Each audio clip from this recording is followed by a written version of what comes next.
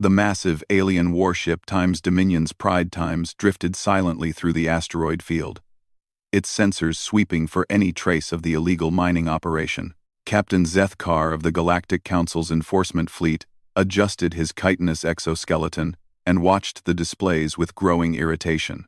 For 3 weeks, his ship had been chasing ghost signals and false leads. "Sir, we're detecting energy signatures from the 3rd asteroid cluster," his communications officer reported. The young Vorthan's tentacles writhed nervously as she spoke. Zethkar's mandibles clicked in satisfaction. Finally, some results. The Council had been cracking down hard on unauthorized mining operations ever since the Terran incident 3,000 years ago. That particular lesson had taught them the dangers of letting primitive species gain access to advanced technology. "Move us closer. Prepare boarding parties," he commanded. As the Dominion's Pride times approached the asteroid cluster, something felt wrong. The readings were too clean, too organized for a typical pirate operation. Zethkar had been hunting smugglers and rebels for over 2 centuries, and his instincts rarely failed him. The first sign of trouble came when their long-range scanners picked up multiple contacts emerging from behind the largest asteroid. Ships unlike anything in the Galactic Council's databases. They moved with precision that spoke of advanced technology and military training. "Sir, incoming transmission," the communications officer announced, her voice trembling. "Put it through." The main screen flickered to life, revealing a figure that made Zethkar's blood run cold.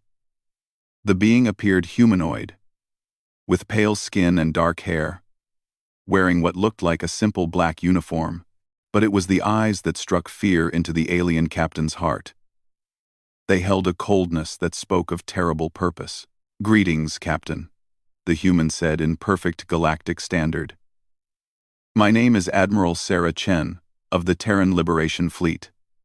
I believe we need to talk." Zethkar's mind raced. Impossible. The humans had been extinct for 3 millennia. The Council had made sure of that when they glassed Earth from orbit, turning the entire planet into molten rock. No one could have survived such destruction. "This is some kind of trick," Zethkar snarled. "The Terrans are dead. We made certain of that." Admiral Chen's expression didn't change. "Yes, you did destroy our homeworld. You killed 8 billion innocent people because you feared what we might become. But you made one critical error." "What error?" Zethkar demanded, though part of him already dreaded the answer. "You assumed we were all on Earth when you attacked?" The human's words hit Zethkar like a physical blow. Of course.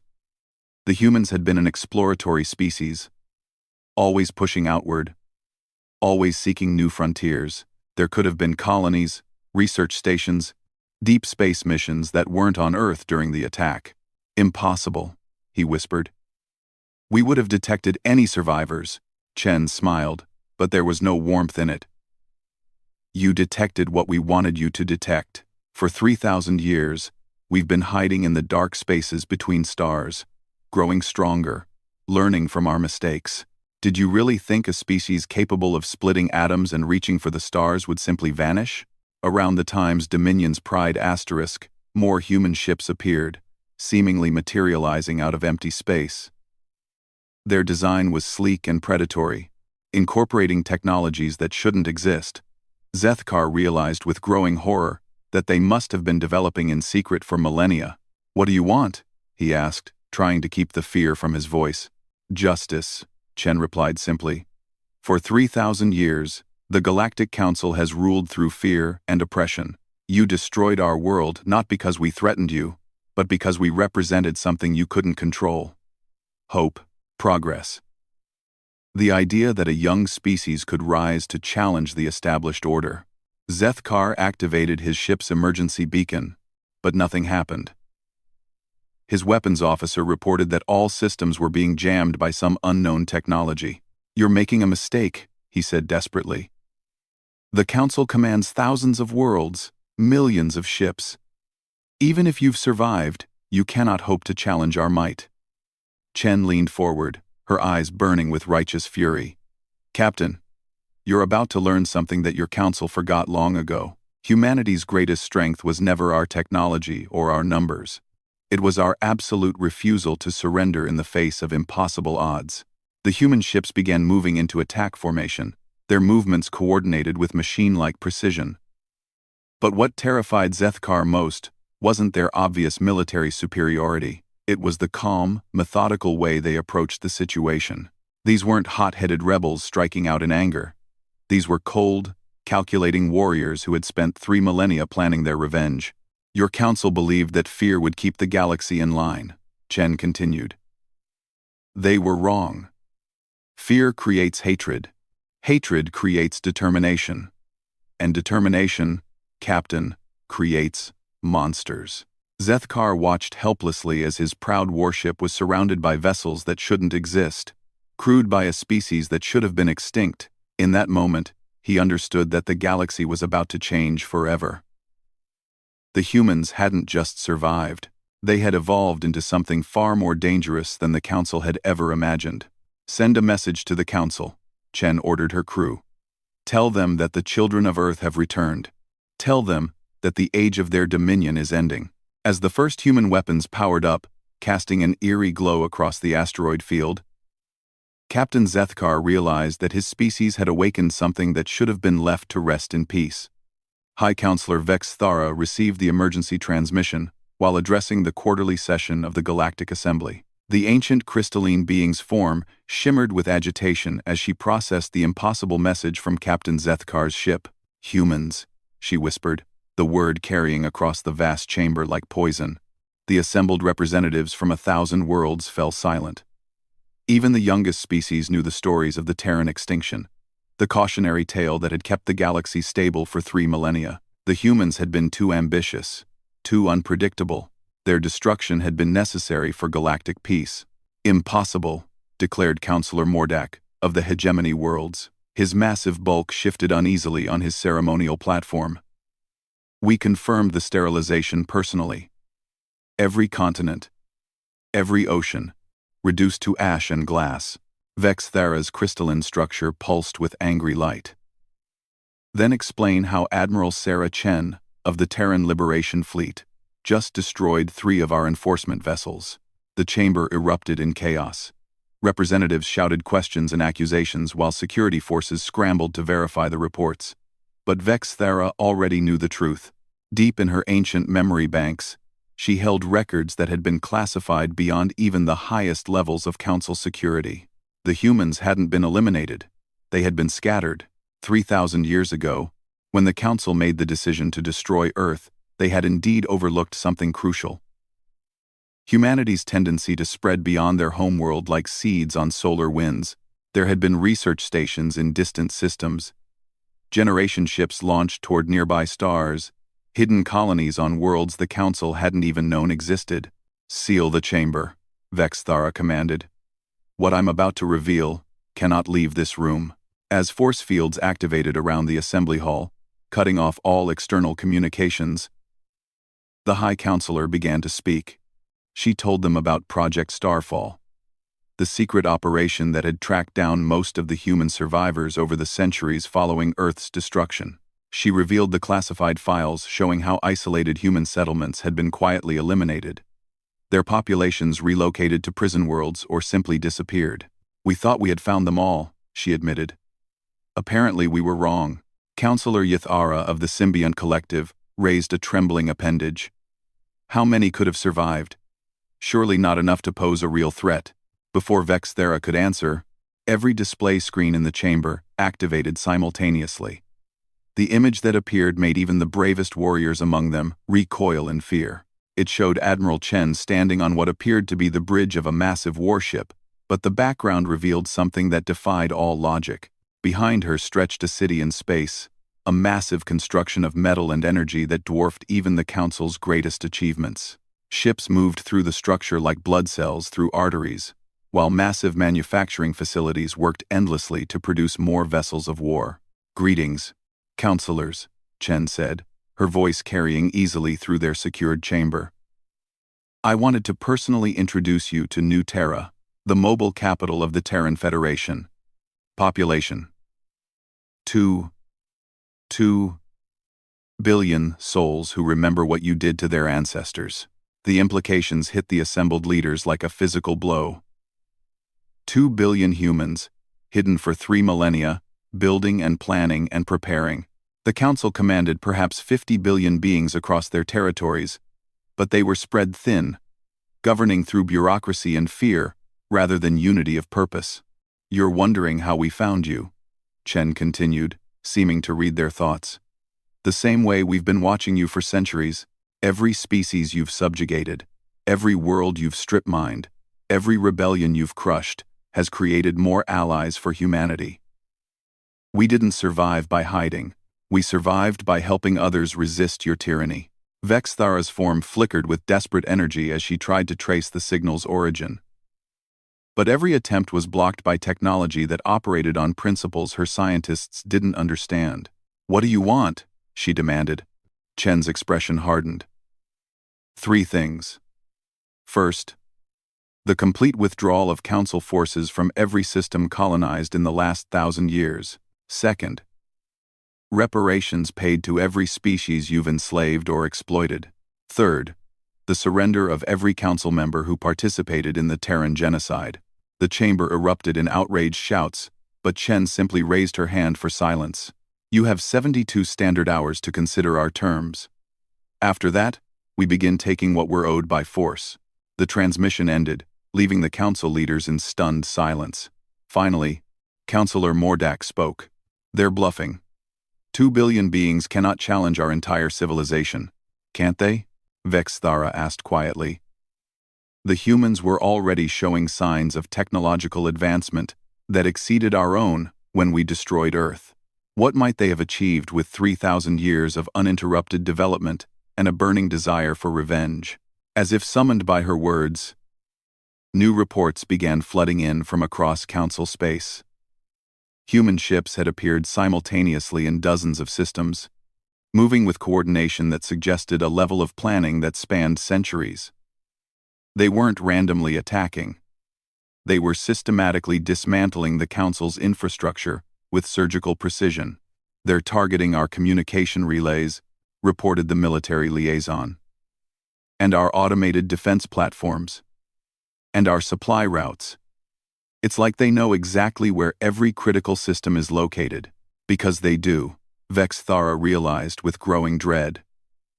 For 3,000 years, the humans had been watching, learning, preparing. Every Council meeting, every military exercise, every technological development had been observed and catalogued by a species that had been pronounced extinct.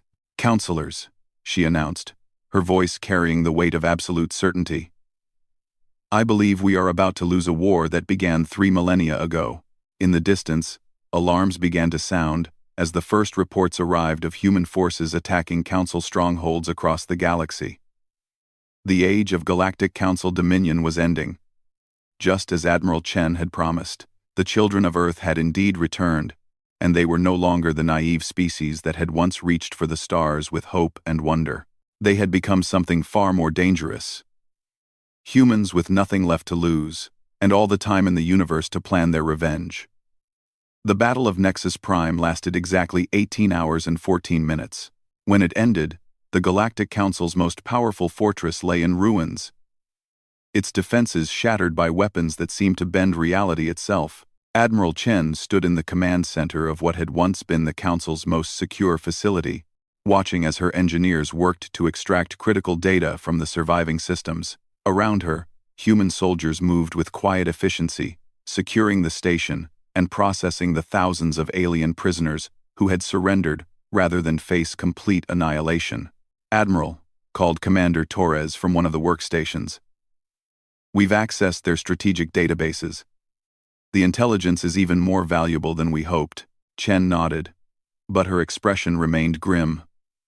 Victory had come easier than expected, and that worried her more than fierce resistance would have. 3,000 years of preparation had made humanity incredibly efficient at warfare, but it had also taught them that easy victories often came with hidden costs. "Status report on the liberation fleets," she ordered. "Sector Command reports successful operations in 47 systems," Torres replied. "The Council's slave worlds are declaring independence faster than we can keep track." Most of their remaining forces are in full retreat. It was happening exactly as the strategists had predicted. The Galactic Council hadn't just ruled through military might. They had ruled through the illusion of invincibility. Once that illusion shattered, their entire empire began to collapse like a house of cards. But Chen knew the real work was just beginning. "Ma'am," interrupted Lieutenant Park from the communication station. "We're receiving surrender offers from the remaining council members. They're requesting terms for negotiation."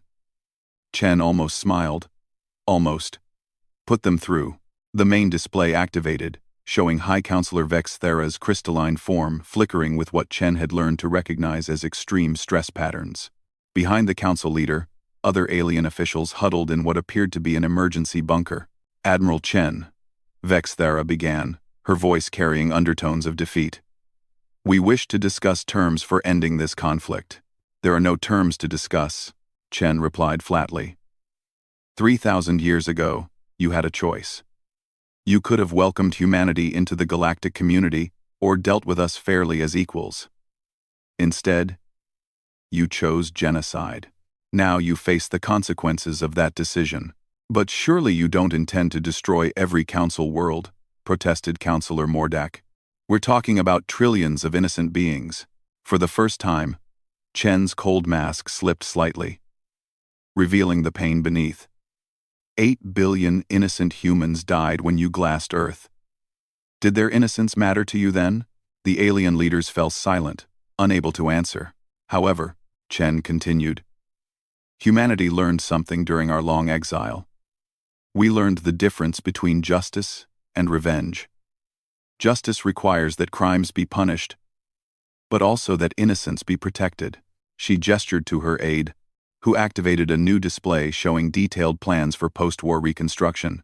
"The Council's leadership will stand trial for war crimes. Council military forces will be disbanded. All slave species will be granted immediate independence. Reparations will be paid to every world you've exploited." "And the Council worlds themselves?" Vex Thera asked quietly. "Will be permitted to exist as independent states, provided they accept the new galactic constitution that we've been drafting for the past 5 centuries. The alien leaders looked stunned. They had expected extermination or enslavement, not a detailed plan for rebuilding galactic civilization on more equitable principles. "Why?" Mordak asked. "Why show mercy to those who showed you none?" Chen walked to the vast viewing portal that showed the ruins of Nexus Prime floating in space. "Because that's what makes us human. We remember what it feels like to suffer. So we choose not to inflict unnecessary suffering on others. We remember what it means to be afraid. So we choose to build a galaxy where fear isn't the primary tool of governance." She turned back to the council leaders, her expression softening slightly. 3,000 years ago, you destroyed our world because you were afraid of what we might become. You were right to be afraid, but for the wrong reasons. You feared we would conquer you. Instead, we learned to surpass you. "How?" Vex Thera asked. "How did you survive? How did you grow so strong?" Chen smiled sadly. "We survived because we remembered what you tried to make us forget. That the universe is big enough for everyone. That strength comes from unity, not dominion. That the greatest victory isn't conquering your enemies, but making them unnecessary." She activated her communicator. "Fleet Command, this is Admiral Chen. Begin Phase 3 operations. All liberated worlds are to receive immediate humanitarian aid. Priority on medical supplies, food distribution, and infrastructure repair." "Admiral," Torres said privately, "the resource expenditure for that level of aid will delay our military operations by months." "Good," Chen replied. "The faster we stop acting like conquerors and start acting like liberators, the faster we can build something better than what the Council created." In the weeks that followed, the galaxy watched in amazement as human fleets delivered aid instead of death to the worlds they had conquered. Former slave species were given the technology and resources needed to rebuild their civilizations. Council worlds that surrendered peacefully were offered membership in an emerging Terran Commonwealth built on principles of voluntary cooperation rather than forced submission. Not every transition was smooth. Some council loyalists fought desperately to maintain the old order. Some liberated species struggled with the sudden freedom they had never expected to experience. Some human commanders had to be reminded that they were liberators, not avengers. But gradually, a new order began to emerge from the ashes of the old. Trade networks based on mutual benefit replaced tribute systems. Scientific cooperation replaced hoarded knowledge. Democratic assemblies replaced autocratic councils. Standing on the bridge of New Terra as it moved toward its new position at the heart of the reformed galaxy, Admiral Chen received a final transmission from Vexethara. "Admiral, I must ask you one more question. Was this always your plan? To rebuild rather than destroy?" Chen considered the question carefully. "High Counselor, 3,000 years ago, humanity reached for the stars because we believed in something better than what we had known. You tried to kill that dream when you destroyed Earth. But dreams, Counselor, are harder to kill than planets. And now? Now we get to find out what happens when a species that has learned the hard way that the universe can be cruel decides to make it kinder instead." As the transmission ended, Chen looked out at the stars that had once seemed so hostile and unforgiving. Somewhere among them, new worlds were joining the growing Commonwealth.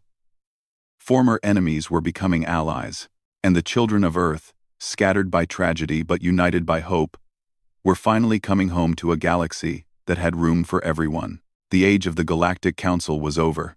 The age of humanity's dream had finally begun.